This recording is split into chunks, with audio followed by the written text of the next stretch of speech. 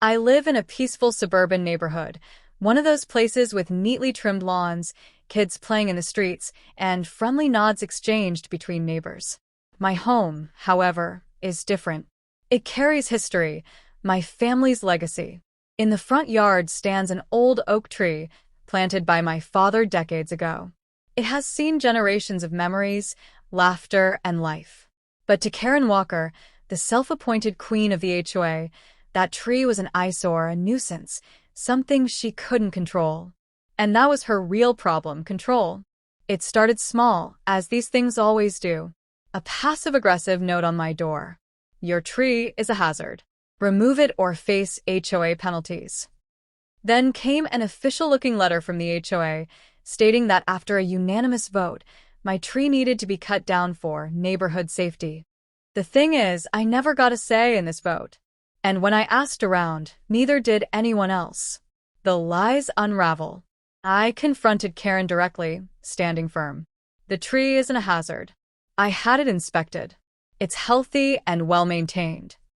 She smiled, a smug, condescending smirk. Rules are rules, she said. We can't have exceptions. But something felt off. So I did some digging. I checked with actual HOA board members. And guess what? There was never a vote. Karen faked the approval. I could have let it slide, could have ignored it, and found a way to compromise. But I knew this wasn't about safety. It was about power. And I refused to let her win.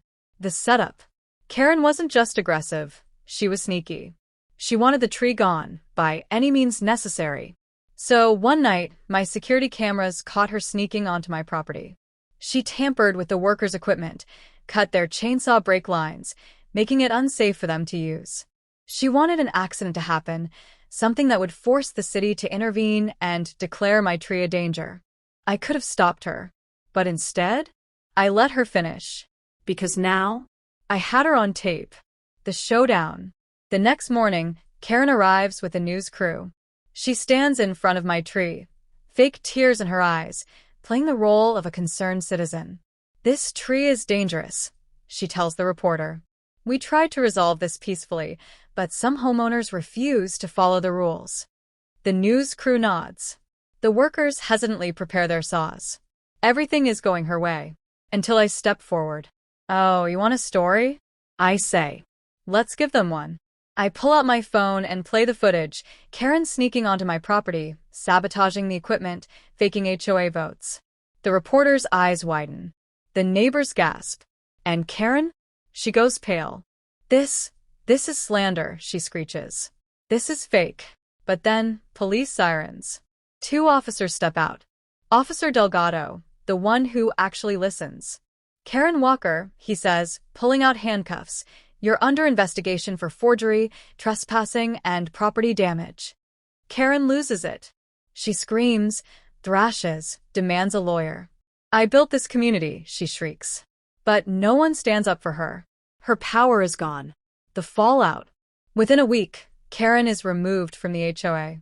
A month later, her house is up for sale. Neighbors who once ignored me now whisper when I pass. Mrs. Patel, who had been bullied by Karen for years, finally speaks up. We should have stopped her sooner, she says, voice heavy with regret. Even Todd, the guy who never made eye contact, gives me a respectful nod. Hell of a thing you did, man. As for Karen? Gone. And my tree? Still standing. Strong. Unshaken. Just like me. Marcus Carter.